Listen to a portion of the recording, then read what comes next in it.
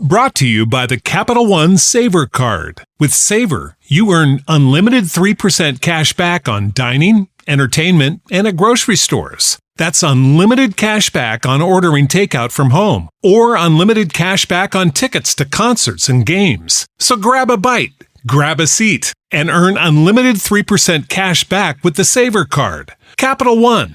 What's in your wallet? Terms apply. See CapitalOne.com for details. This is Talkin' Rock. Talkin' Rock. Your backstage pass to some of your favorite rock artists. Here's your host, Meltdown. This is an interview that was supposed to take place a couple months ago, and I'll tell you why it didn't. And I haven't talked about this on the internet. I haven't talked about it on any of my radio shows yet. I have talked about it with people that have met me at bike nights and, different things like that. But this interview was supposed to take place on June 1st. You might be saying, what happened on June 1st? Well, I was riding my motorcycle to work that day.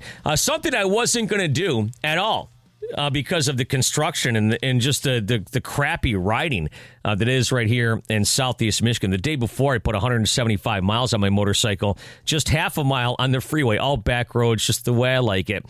And they asked me to bring my motorcycle to work to film a video for my trip to Sturgis, which I just went on. I took some listeners and whatnot. But anyways, I was riding my motorcycle to work down a beautiful country road. I was all alone, nobody in front of me, nobody behind me. As I was approaching a hill, there were two cars coming at me. Yeah, this guy was passing another guy in my lane coming towards me over a hill. And I don't know if you've ever been in that kind of situation, but you don't know which way to go because you don't know which way they're going to go. What happened in the end, and the short story, is the guy drove his car off the road to avoid me. By that time, my motorcycle had gone into a death wobble going towards the side of the road, and I couldn't control it. And I didn't want to be on it when it left the pavement because it was going to leave the pavement and go into the forest. And that's exactly what I did. I jumped off of it at 55 miles an hour and rolled down the road. Got up. I was a little sore, my ribs, my elbows, my knees, stuff like that. But at the end of the day, I was okay. But obviously, I couldn't talk to Phil that day. So we rescheduled, and that day has come and gone. And Phil Collen is on the podcast today. Lock, Stock, and Barrel, the complete recordings, 2008 to 2011, is from his band called Man Raze. We'll talk about that. We'll talk about Def Leppard. Also, this Crossbone Skully. They've got a new single called Thunder Love, which is pretty cool. And we'll talk about that side project as well. Lots to get to today with Phil Collen. You can watch this on YouTube as well. Phil, great to talk to you. How's things, man? Great to talk to you. Wonderful. I'm actually taking a little break. Def Leppard just finished a European tour. We finished up with a festival in Germany called Wacken, which is a metal festival, but it was so brilliant. We just loved it. And of course it rained when we went on stage and it'd been like beautiful sun and that's kind of typical, but we had a blast. And then we kick off in South America, October. Yeah. And do you have a residency coming up or no? We've always got a residency coming up. So, yeah, we finished one in February. We was at Caesar's Palace in Vegas, which was great. Hopefully we go back to, we had such a brilliant time. And as I kept saying to everyone, at least two of them shows were in the top 5 shows we've ever done in our career. They were really, really brilliant, as were some of the stuff we just did in Europe, especially Manchester for some reason. That was mind-blowingly great. So that's a good sign. I never thought that would happen, that you could actually say, a few years in, you're doing your best gigs ever. Yeah. So wait a second. What made those gigs so great? Just the energy, the fact, and how relaxed we were. Like in the last night of Vegas, me, Joe, and Sav were in the audience. We're just walking around the audience, playing guitar, singing, and people high-fiving or touching you and slapping you on your back. Not hard, but just a vibe. There was just an energy there that went both ways. And the same thing with the European tour, especially for some reason Manchester. Sheffield was great. That's where the band's from. I'm from London. O2 Arena was spectacular. But I just think that Manchester, for whatever reason, had the edge. There's some great footage. Nuno Bettencourt from Extreme would come up with us every night and jam. And that was great. And the last night of that, the arena part was Paris. And again, the reviews were just stunning. Le Monde, which is a French newspaper, it was like one of the best reviews we've ever had in France, and especially from an actual newspaper. It was actually really cool. No, that's great. So, when people come to see you, and like when you're in Vegas or whatnot, people fly from all over the world. So those are diehard Def Leppard fans. Yeah. Of course, when people come to see you here in Detroit or wherever, those are Def Leppard fans too. But you think that they've kind of risked more to go see you guys in Vegas, so maybe they're bigger fans, huh? I think they are. I think there is that. And I think that opens that up as well. But like I said, no reason why Manchester should be like, none of us are from there. It was like, wow. But Detroit's great. We got a real history with Detroit, obviously. We've recorded live stuff there and we've got a history with it, all the going back. So, no, love it. Yeah, I was just talking with what's his name from Tesla there, Frank Cannon, and yes. He was telling me about that tour, the Hysteria tour. That's like the tour that folklore is made of, isn't it? Without a doubt, without a doubt. We did that. We were in was it in somewhere? It was in Wyoming, or it was Casper, Wyoming. We were in, and which is like population of about 5, but we'd sold out the arena. And Brian Wheat, this was before, he said, I think Hysteria's going to go 12 times platinum. I'm like, really? He said, yeah, I think it is. And there you go. She went 13 times platinum in the US. So yeah, great. We'll take it. Yeah, that is awesome.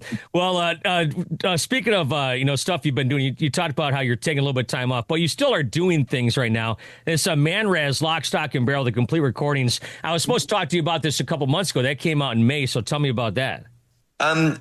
We had all this material. I didn't know. We had 2 albums out. Man Raze is me, Paul Cook, the drummer from the Sex Pistols, and Simon Laffey was the bass player in my band Girl, that we were in this kind of post-punk glam metal band, if you like. So we just got together over 20 years ago. It was around the time my dad was dying. He had terminal cancer, and I was just with him in London. And Simon would come over because he knew my dad and say hi. And we just started writing songs. And I literally said, Paul Cook would be great on this track. And literally 2 days later, I took my dad to the hospital. I come out and there's Paul Cook getting in his car. And I said, your ears must be burning. I said, I've just been saying it'd be great if we got together and played. We'd never played before. And he said, yeah, that'd be cool. So we went to this little rehearsal room and bang, it really clicked. And one of the songs that we recorded in a little demo studio was a song called, I forget what it's called now. Not Surrender?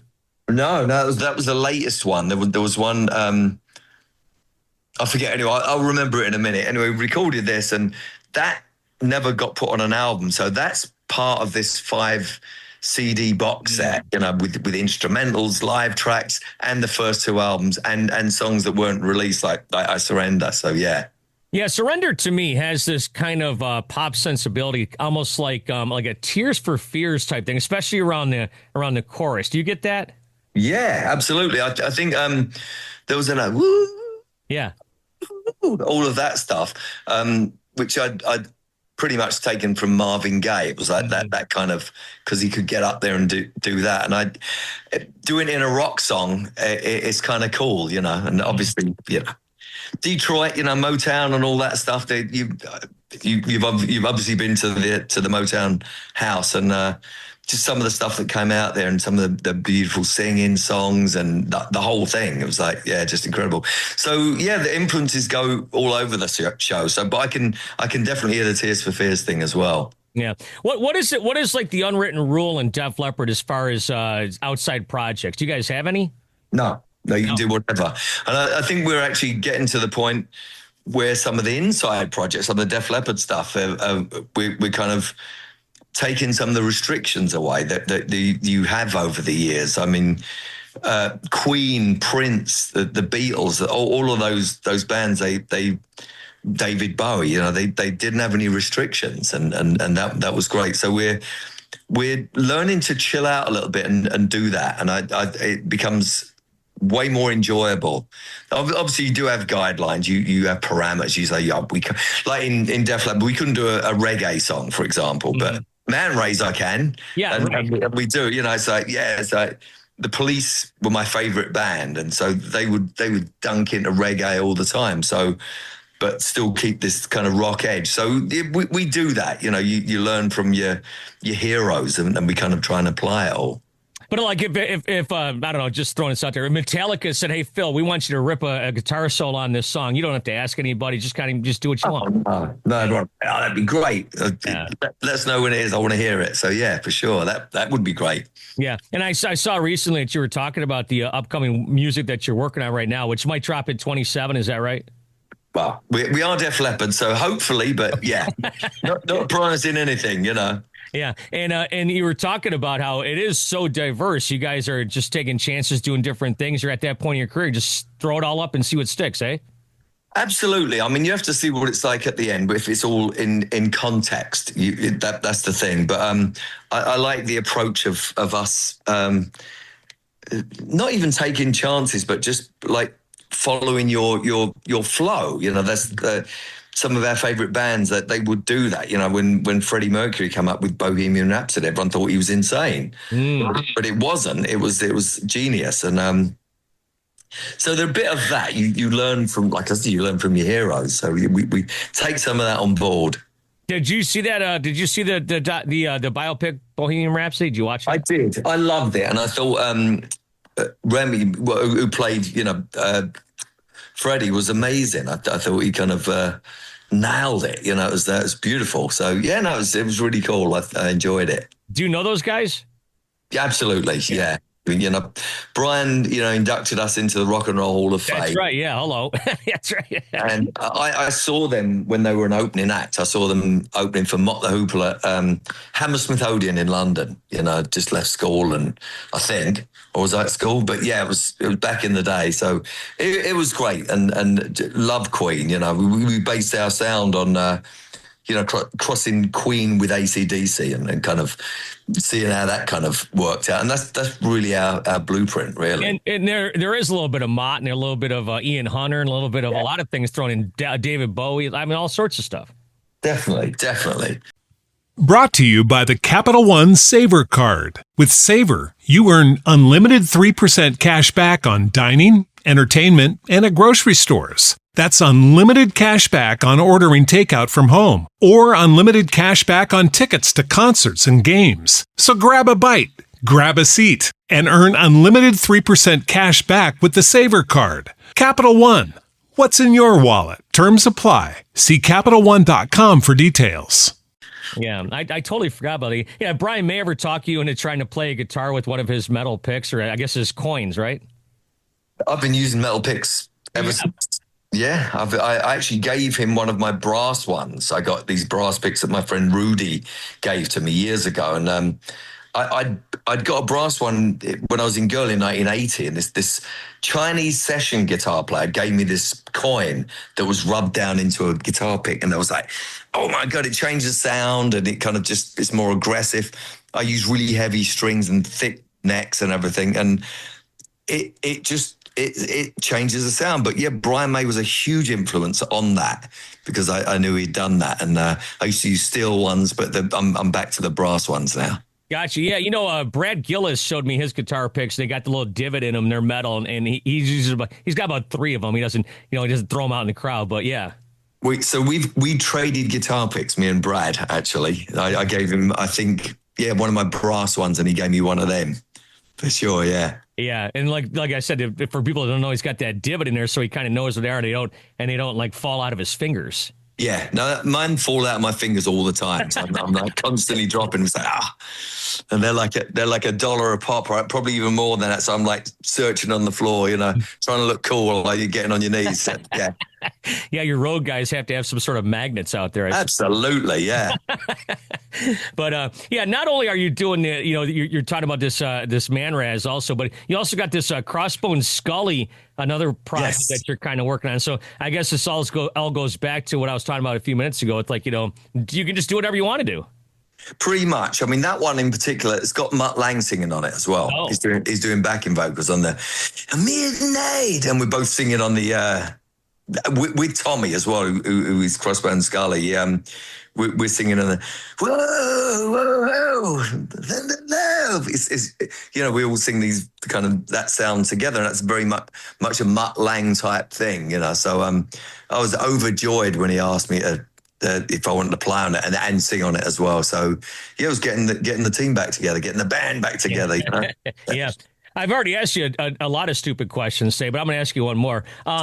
How big was Mutt Lange in the success of Def Leppard in the 80s? Probably about 99%. Really? Yeah. Everything. He taught us how to sing. He taught us how to play guitar. He sings on every song we've ever done. He does backing vocal. He's got the best singing voice out of all of us put together. And he sings on everything he does. I mean, I even hear him on "I'm on a highway to hell." His backing vocals are on that, and all the Bryan Adams stuff, Shania Twain stuff, obviously all of our stuff. And yeah, you hear him on Foreigner, I think, on the Cars. He's just got a great voice, it's amazing. Well, I didn't realize he did so many stuff. He did so many projects like that. I know he obviously worked with them, but back in the 80s, you guys were putting out records, and then I think there was like a gap of 3 or 4 years before you dropped Hysteria. Am I right? Yeah. And of course, nowadays it's kind of commonplace not put out a record for 7 or 8 years. But back in the 80s, that really wasn't commonplace. Did you guys really just buckle down? And did you know that, you talked about, Brian Wheat telling you about this record is going to sell, but you guys put everything into that record. And could you feel that there was something going on with that album? Well, we did, but when it came out, it was like it kind of stiffed initially. It kind of tanked, and we had to sell 4 million to break even, and it kind of stalled around 3 million, which is still a lot. But, you go, and then Pour Some Sugar on Me came out, and like the 4th or 5th single, and it changed everything, Yeah, and so with what's his name there with Mutt Lange, did you said that he helped you guys record and sing and this kind of thing. He was a real hands-on producer. Everything. He's best producer in the world, like songwriter as well. It's like this. You'd come to him and you go, "Oh, I got this chorus." They go, "Okay, well that's not strong enough for a chorus. We could use that for a middle eight or a bridge or something like that. But we need a stronger chorus." And he'd come and he'd write with us as well. So that was a great thing. And we'd got 11 songs, and he heard Joe playing acoustic, and he's like, "What's that?" He goes, "I don't know." He's going, "Pour Some Sugar on Me," and it's like, well, stop. So we went in, it took about 10 days to do that song. We stopped everything, and Mutt just kind of orchestrated the whole thing. So no, he was very, very active in everything we did, and most of the bands that he worked with, it was very much, he did that kind of thing with everyone. Yeah, because I've talked with guys recently where they're like, yeah, the producer we had didn't do much. No, Mutt does everything. Yeah. Everything. And he'll play stuff. He'll play something on a guitar. He go, "We'll play this." And you hand him the guitar, and it's like, I can't play that. It'd be like insane. Or it's singing. They'll sing this. It'd be like, hey, or whatever. And you're like, really? And he does it just like one take. It's amazing. So, yeah. Now, who's helping you with the upcoming record? Do you have any outside we do it all ourselves. We learned so much from him. And Ronan McHugh, who's been with us for almost 30 years, is our out front sound. He is our producer, co-producer, engineer. He does all that. And so, I record at home. Actually, the Diamond Star Halos, me and Joe would send ideas to each other, and then I was in California, he was in Dublin, and then we'd send our finished ideas to Ronan, and he'll get up, and before you know it, the track's kind of good to go. So we keep that flow going, Yeah, sometimes you probably think, what would Mutt do? Oh, absolutely. Yeah. Or you'd ask him, and he'd go, "Yeah, well, I would do this." So, yeah. Yeah, I was talking about this on the radio the other day. I know you guys were recording some tracks in the basement of the casinos you were in. Is that right? We were, just to get sounds, really, just kind of, because it had such a wonderful ambient sound. So there was, just, drum things, and, whether it gets used is another thing. But yeah, it was down there, and it actually sounded cool. So now, are you walking by like the help and stuff? The people are carrying linen and utensils. Are you walking by with no shirt on and just your guitar, or how's that work? No, I mean, I'm wearing clothes right now, but I'm jumping in the shower in a minute, so I'll probably, after that, probably not. Yeah, and it's baking outside. I'm in New York, and it's like, oh yeah, look at that. I had to bust your chops. You're in great shape, man. I'll tell you what. Thank you. Almost 69 years old you're going to be this year, huh? Wow. That's right. Yeah. Wow. Huh. Man, I'll tell you what. Sorry. No, I'm sorry. Go ahead.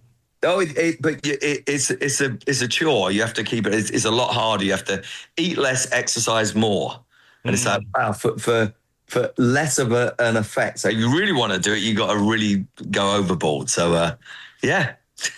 Well, like someone once told me, Jeff Tate, I asked him, I go, how do you keep your singing voice in check? He goes, you got to use it. I suppose that's the same with everything in life, right? Definitely, and not injure it in the process. Like, you know, if you're working out, or the vocal, you know, we do vocal warm-ups. Like Joe will do at least 3 hours every day, every show. Yeah, and I do an hour and a half every day, you know. Wow. And if it's a bit under the weather, you end up doing more. We all do it. Everyone in the band sings, so yeah. Wow, that's impressive. Well, I'll tell you what, this Man Raze hour now, Lock, Stock, and Barrel, Crossbone Skully as well. And Joe, always great to have you here in Detroit, and maybe you'll see you here coming up in the future. And good luck with everything in 2027.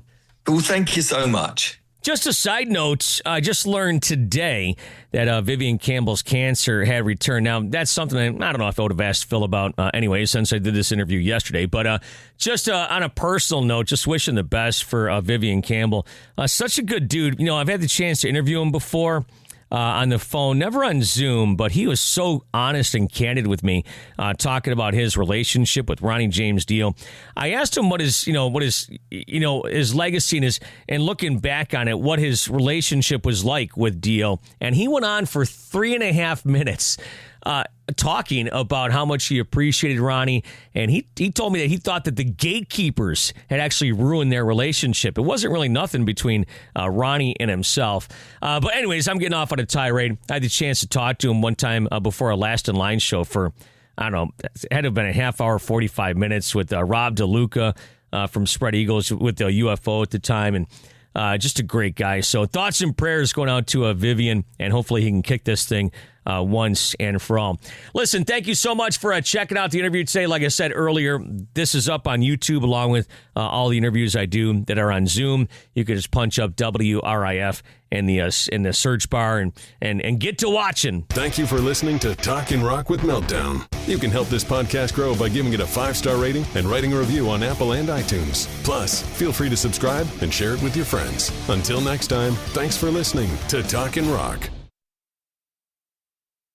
This message is brought to you by the Capital One Venture X card. Venture X offers the premium benefits you expect, like a $300 annual Capital One travel credit for less than you expect. Elevate your earn with unlimited double miles on every purchase, bringing you one step closer to your next dream destination. Plus, enjoy access to over 1,000 airport lounges worldwide. The Capital One Venture X card. What's in your wallet? Terms apply. Lounge access is subject to change. See CapitalOne.com for details.